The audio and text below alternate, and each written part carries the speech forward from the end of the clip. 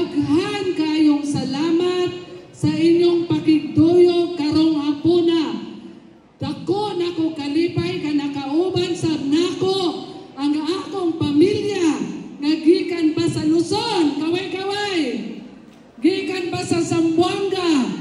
Miani lang sila aron ipakita nila ang suporta para kanako o para sa tanang Barubuanon.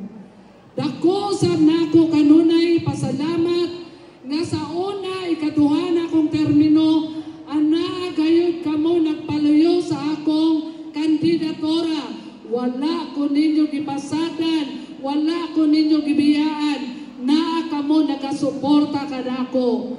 Karon na usab sa akong ikatulo ug last na akong nga termino, ako nagahanyo sa inyong malumong nga kasing-kasing nga kaning nagbarog si Nancy Panquico Silva. Hinaot na inyo na usab ako suportahan.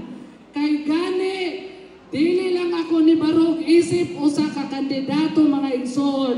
Ni barog ako usa kun dili usa ka inahan, usa ka babae nga tinud-anay ang pagserbisyo labi na dinhi sa ato sa lungsod sa Barubo.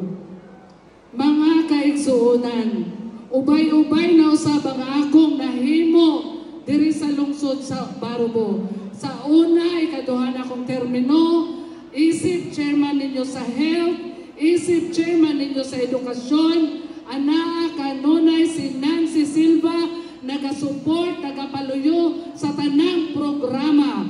Karon sa ako ikaduhang termino, isip inyong social services, family and women, tanang mga kababaihan, senior citizen, ana usab ako kanunay, nagapaluyo, nagahimo og mga ordinances, resolution. Mao kay na mga kaigsuonan, dili ako maulaw nga muhangyo kaninyo sa ako ikatulong termino. Sama sa ato mga ginikanan, kung kita magpa-eskwela, nangandri kita sa atong mga anak nga atong pag-graduaton. Ginaampo nato nga ang atong mga anak, mga igsoon nga atong ipa-eskwela nga mo graduate. Karon usab sa akong ikatulong termino, maghangyo usab ako kaninyo.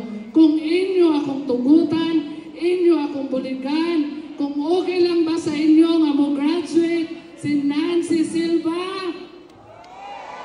Hinay man, okay ba sa inyo?